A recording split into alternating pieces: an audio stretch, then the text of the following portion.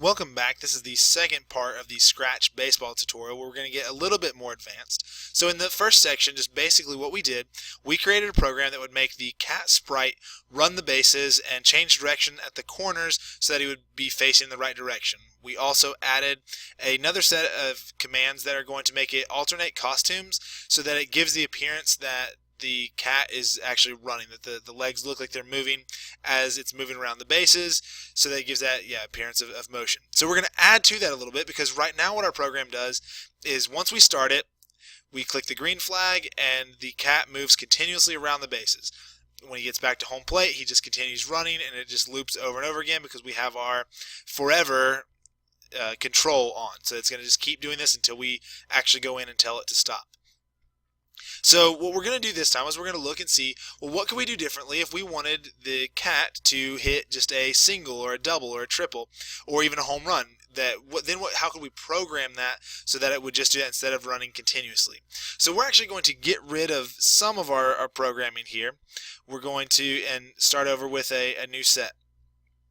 So this time, instead of using when the green flag is clicked, though, we're going to give it a command for when a specific key is pressed. And so what we're going to do for this one, we're going to change it to when the one key is pressed. And so we're going to use this one for our single. And so when we do that, we're going to tell we just want the cat to run to first base. This one's going to be actually very similar to what our first steps were. We're going to first give it a location to start.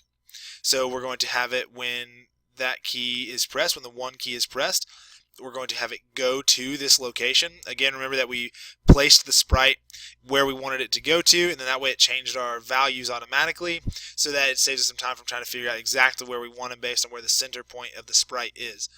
So we're going to have him go to that location. In case it might have been turned, we're going to have it point in direction 90 degrees, and then we're going to have it glide to, we're going to place the sprite where we want it so that it changes those values, and we're going to have it glide to, this is 165.45, which is going to be that location on the screen.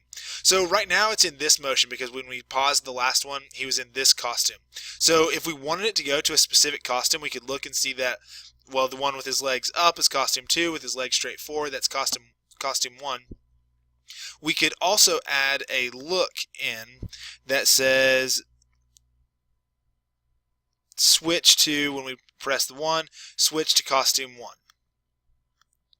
That's going to make him now, what should happen, I'm pressing the 1 key now, he moved to home plate and then he ran to first base. And then what we could then add is a second set of commands, and we'll stack some of these out of the way just that they're not getting in the way there. So now what if we wanted the cat to hit a double? So now we're going to give it a new event. We'll go in, and this time though say when the 2 key is pressed. We can leave it the same costume, and we can actually copy some of this code. So we'll duplicate this. We want it to switch because all of that we still want to happen. We want him to go back to home plate.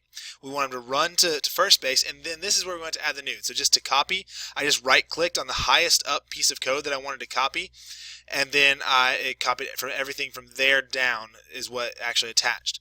So then now what I want to add is actually similar. Again, if we think back to the first tutorial, we want him to point in direction. This time we want to use negative 90 degrees. So I'm going to use the point in direction command, change it to negative 90, which it tells us there is left.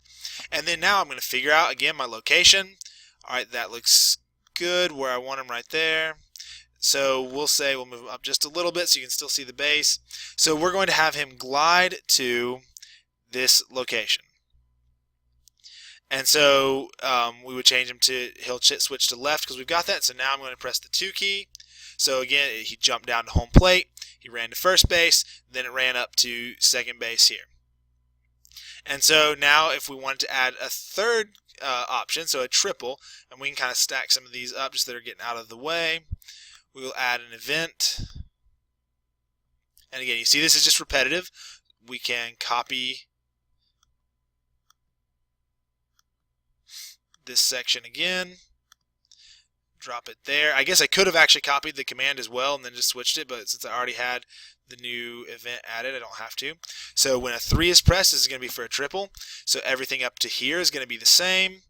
And then now we're just going to add things below that. So when the cat is at second base, we will then have it drop down to third base. So it can stay pointing the same direction, but this time we're just going to add glide to. We'll find out where our location is.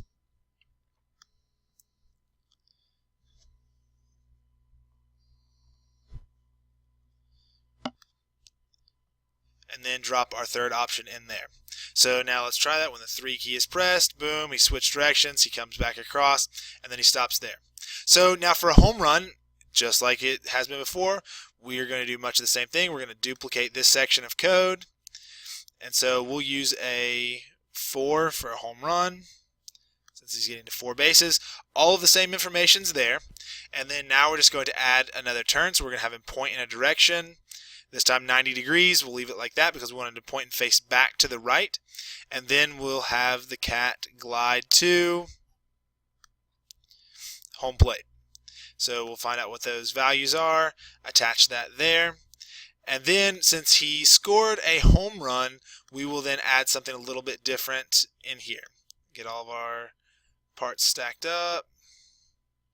So we can add another element here.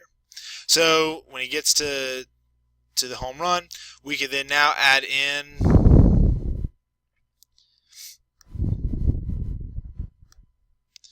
we'll add a repeat. We'll have him do a dance, let's say 5 times. And we'll use actually our third type of motion where we're actually going to tell him how many steps to move. We'll tell him to move forward 10 steps. Wait, we'll say, let's start with a half second and see how that looks. And then we'll have him move. And this time so moving 10 steps will make him move to the right. And then we'll have him move negative 10 steps.